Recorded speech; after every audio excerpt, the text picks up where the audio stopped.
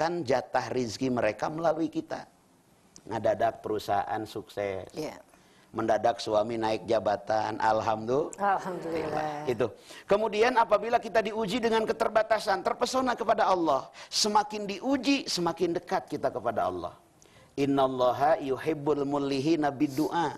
Allah itu sangat cinta kepada orang yang kekeh dalam berdoa. Jadi berdoa itu harus diulang-ulang, Bu. Harus sering. Allah semakin senang. Makanya tatkala diuji dengan keterbatasan, rajin kita tahajud, rajin kita duha, rajin kita saum, keterbatasan itu membuat kita lebih dekat kepada Allah. Setelah lebih dekat kepada Allah, kita terpesona kepada Allah. Apa artinya dunia? Ya, itu kalimat yang pertama. Yang kedua, la ma'buda illallah. Aktivitas apapun harus kita niatkan ibadah. Ibu cinta kepada suami, niatnya ibadah.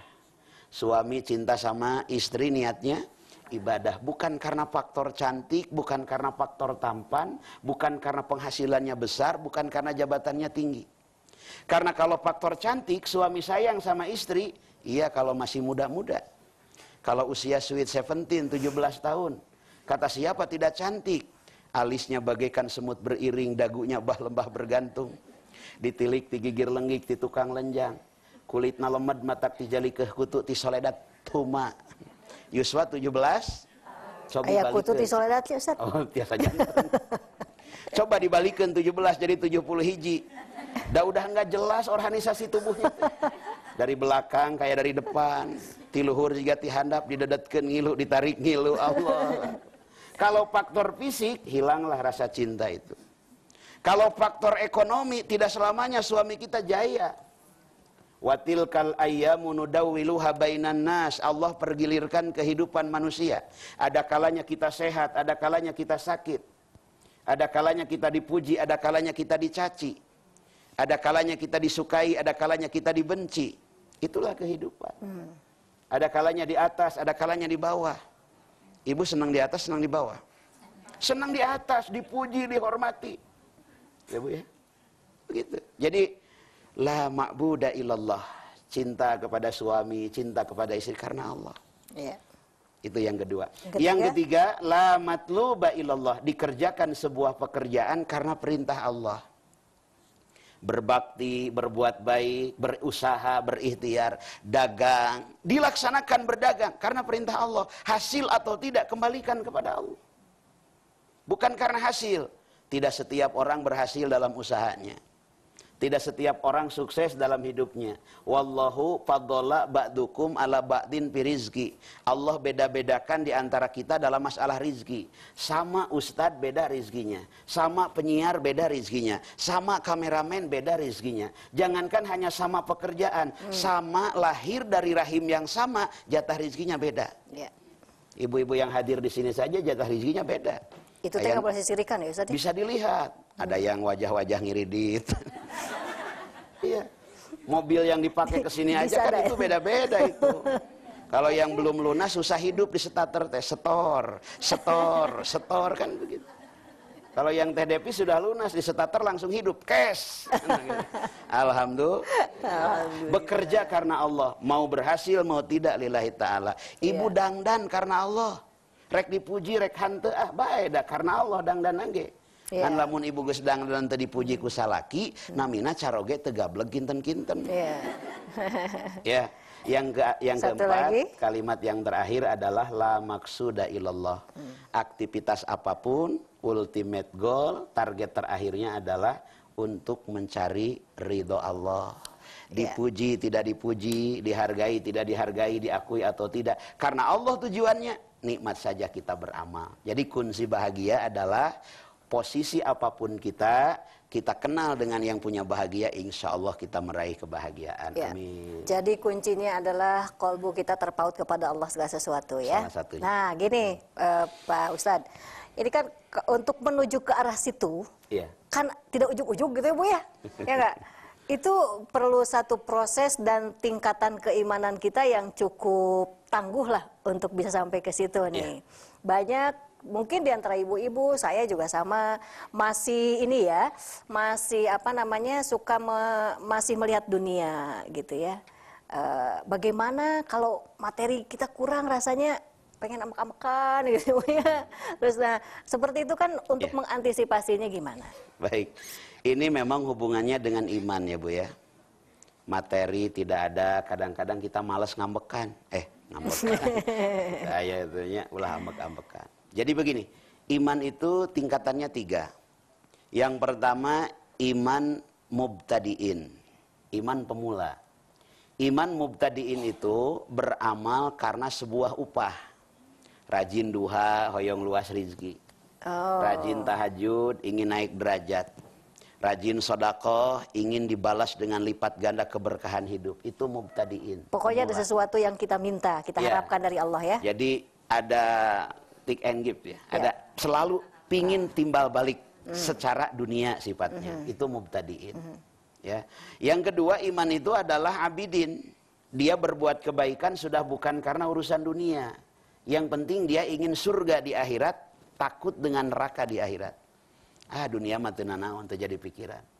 Nu penting mah hirup pas-pasan. Pas hoyong mobil aya. Pas hoyong bumi sae aya. Pas hoyong ka Mekah unggal bulan aya. Pas hoyong ulah nyandung mah ulah. Saya tidak setuju dengan yang punya istri lebih dari 1. Setuju ya Bu ya? Jadi lebih baik istri mah 1 tapi mercy daripada 3 tapi carry ya Bu ya. Mudah-mudahan ibu yang hadir semuanya jadi mercy, amin. Tapi mercy itu bahan bakarnya boros. Perawatannya juga tinggi.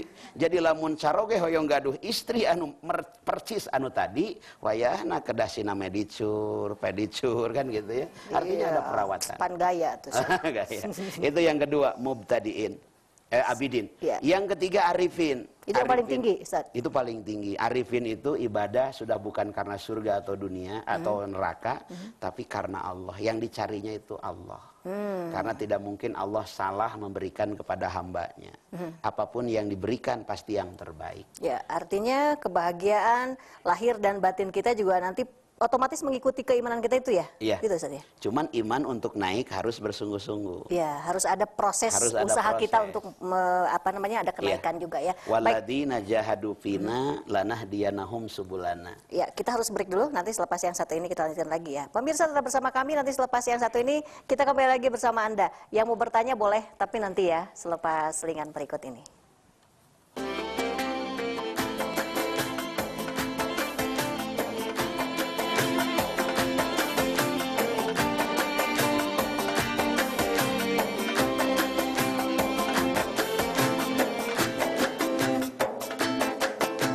Betul, intinya hijrah itu perubahan. Itu lebih kenal dengan 14 Februari sebagai Valentine Day. Pencerahan saat ini sangat dibutuhkan untuk mereka kaum pemuda ya. Bagaimana memperbaiki umat, bukan saja masalah ibadah ritual gitu, tetapi hubungan mereka dengan mereka. Memang ada fenomena. Forum kita siaran setiap hari Rabu dan Kamis pukul 18 di TPRI Jawa Barat. Di bidang kesolehan spiritual, ibadah, tapi di sisi lain kita prihatin. Selain suasana alamnya yang masih sejuk, Kampung Ciburial juga memiliki sumber mata air yang tidak pernah kering. Memang daerah ini sejak kapan Pak dijadikan desa wisata? Dari tahun 2010. 2010. Jadi masih baru ya, baru 3 tahun. Perencanaan awal kita 2009 gitu.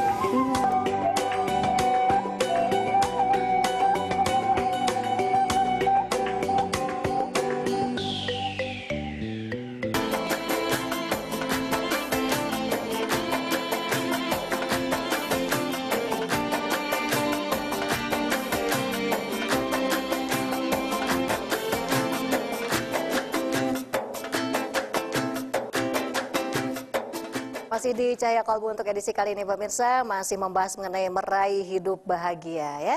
Tadi sudah disampaikan ada 4 hal agar hidup kita ini menjadi bahagia. Tapi intinya adalah hati kita, pikiran kita semuanya harus terpaut hanya kepada Allah saja gitu ya.